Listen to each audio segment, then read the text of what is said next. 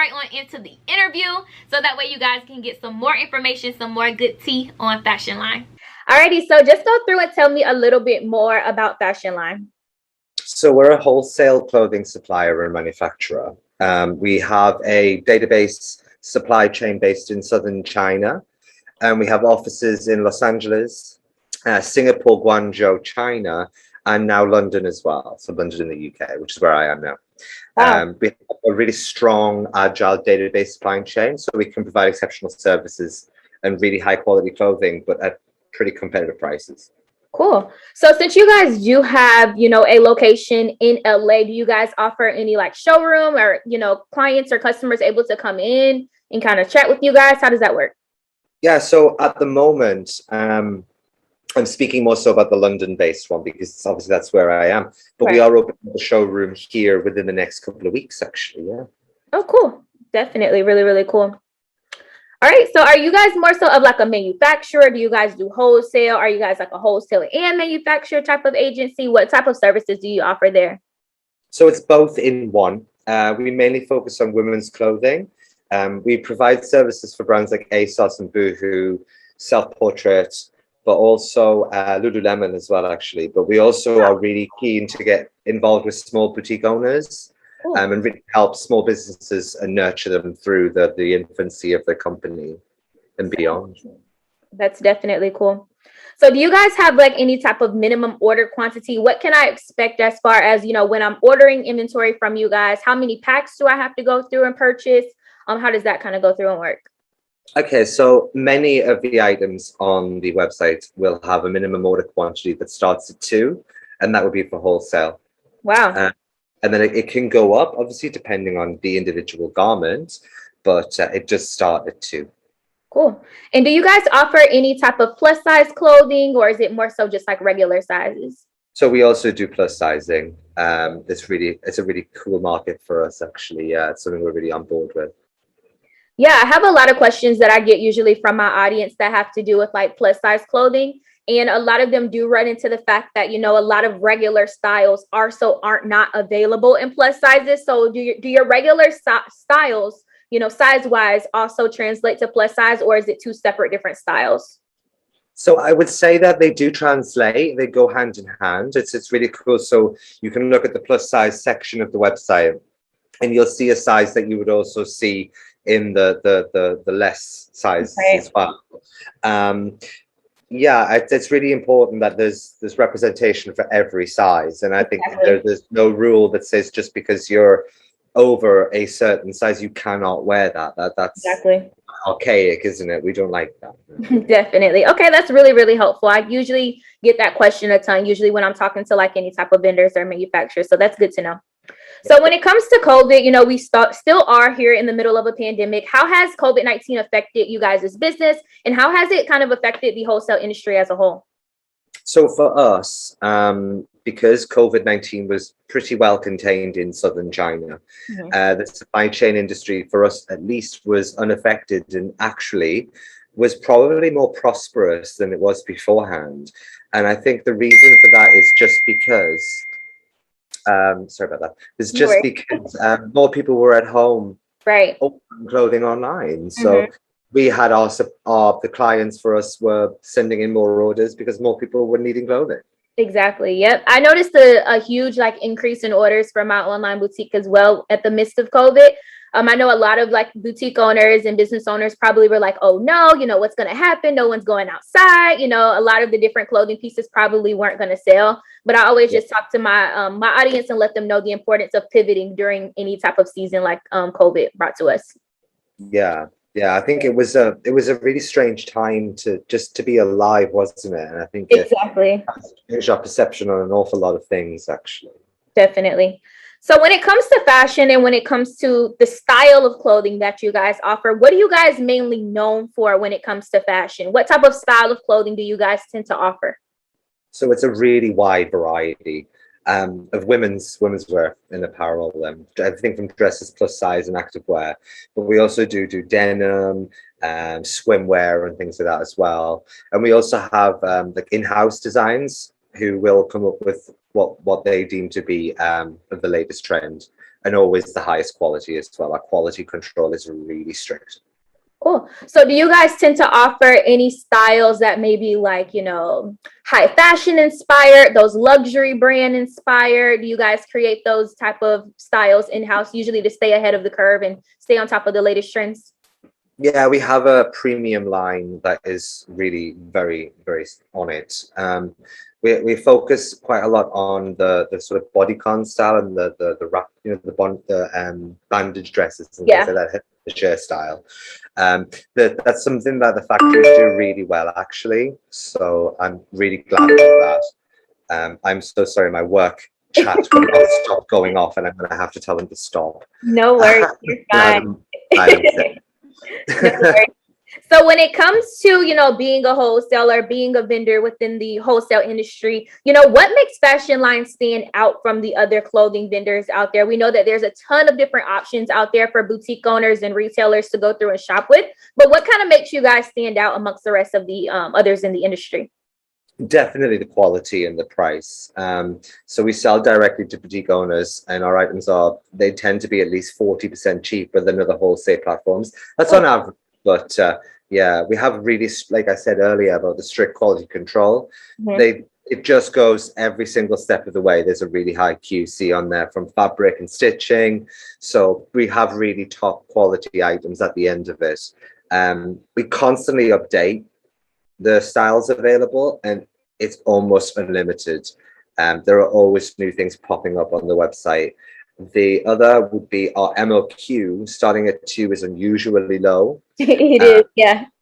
It's just it's almost bizarre to me to think we can, but we can do that. And then finally, I'd say the lead time in terms of production and then shipping is really, really quite quick. Yeah. It's all coming from China. Those guys work flat out to get those things ready, and then it's in the hands of the courier, who again work really hard to get them to the doors. Definitely. I think that shipping is super important when it comes to like business owners and boutique owners in general. Usually just because, you know, things sell out really fast on their end. So they're always looking for new arrivals to be quickly added. So that's really great that even though you guys are like in China for the most part, that you do offer, you know, those fulfillment and shipping services at like a really steady pace. So I think that that's really cool. Yeah, thank you. No, I'm really glad that it is able to be sent out so quickly, because when, I don't know about you, but when I order something online, I will want that in my hands as soon as possible.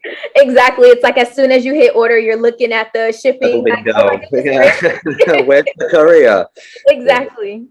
So where can I find FASHIONLINE? You know, do you guys have an online presence, a website? I know earlier we mentioned that you guys do have locations kind of spread out globally. But where can I go through and find you guys? Do you guys have social media, website? How does that work? Yeah, so the best place would be our website. It's fashionlinefactory.com. Okay. There's only a few steps really to get registered on there, and then you're good to go. You can check us out on Instagram and things like that as well. It's all linked on the website. The little bars at the top are all up there. Yeah, and then if anybody watching this is in London, in the next sort of month or two, pop on into Soho, and yeah. Cool. So what type of documents do I need in order to get registered with an account with FASHIONLINE? Do I need a reseller's permit? Do I need some type of invoicing? Do I need an EIN number? What type of documents do I have to prove in order to get access to the site? So to get on, I would say you'd probably just need your email address, your billing address, your shipping address, things like that. Sort of standard registering for an email, and maybe it's a bit of background information on the business yourself. But because we also are open essentially to anyone that wants to do it, there's nothing strict and in place to prohibit anybody getting in there either. It is really important that we are inclusive, and while we do want to have a certain level of exclusivity to us, we don't want to exclude anyone. Exactly. That's really important. I know I usually get a ton of like boutique owners, business owners that come in my channel and they're like, you know, I'm not ready yet to sign up for my reseller's permit, or, you know, they're kind of holding it off a little bit because they're still on the fence of whether or not they want to start this business. So I think that's really cool that you guys do offer them still the chance to go through and shop with you without having any of like those legal documents or anything. So I think that's pretty cool. Cool. So from a wholesale perspective, I know we've been talking a lot about like, you know, business owners, boutique owners. What would be your advice from a wholesale perspective for a boutique owner who's preparing to hit the industry, who's preparing to go through and order some inventory? Okay, so there's a few things. So I think the first thing, and probably the most important one, would be know who you are. Exactly. As a business first. So you want to focus on whether you're premium or you're fast fashion, whether you're vintage or any other style. And then you can shop the corresponding products sort of based on that. You know who you're selling to. So you always want to know who your audience is and have your key demographic in mind. So thirdly, I'd say have a budget. It's something that people don't want to speak about that often, but money really is important. If you can't afford it, you can't get it. You also want to avoid stocking up on too many items, you know. Shop a small amount and replenish when you need them. The last thing, and this is by no means least, is just continue to discover more qualified suppliers and have a clear image of your supplier composition. Keep track of the fulfillment speed and product quality for each supplier so you can organize the timeline better. Right.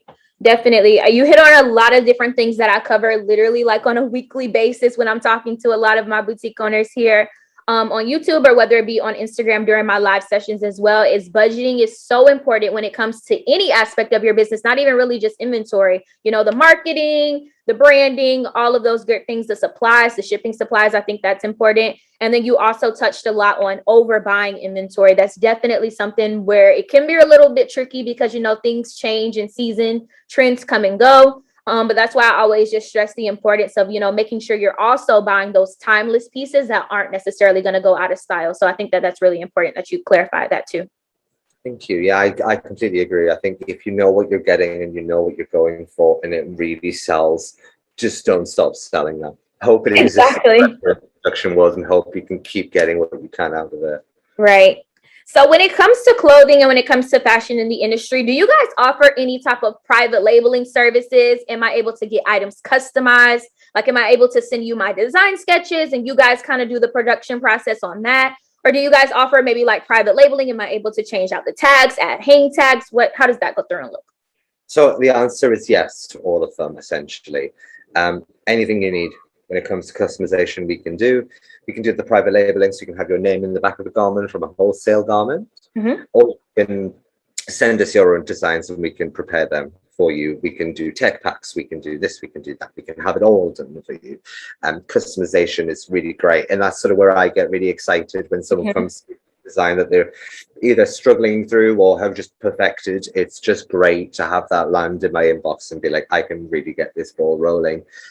We do the swing tags as standard as well, so they're great. And even packaging bags, we can have them printed and produced for you as well. Oh, wow. Really start to finish. Literally, you guys do the whole nine almost, pretty much. That's pretty cool. So when it comes to, like, let's say I want some type of customization features on any of my garments, what do I look for on the site in order to go through and get that kind of started? Is there a type of, you know, thing I should be looking for to click on the site? What's pretty much that under? So it's essentially sending an email. I would say that people always send me an email and they'll send me their information, their cards or their tech packs and things like that, or even sometimes just a sketch. And I can go from there with it. We can really make the ball roll. So it's always best to drop the email to on the website. So it's absolutely fine.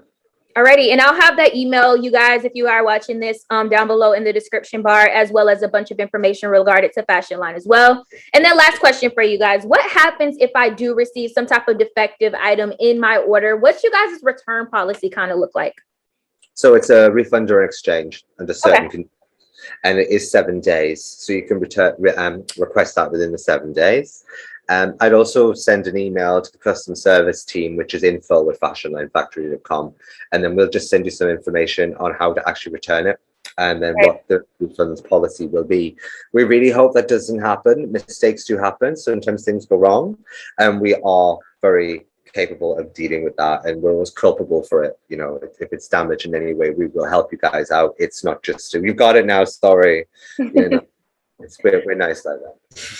Perfect. All righty. So thank you so much. That was pretty much all the questions I had. Of course, I'm going to be providing additional information throughout the video session with a bunch more information regarding to FASHIONLINE. But thank you so much, Daniel, for your time. And it was a pleasure.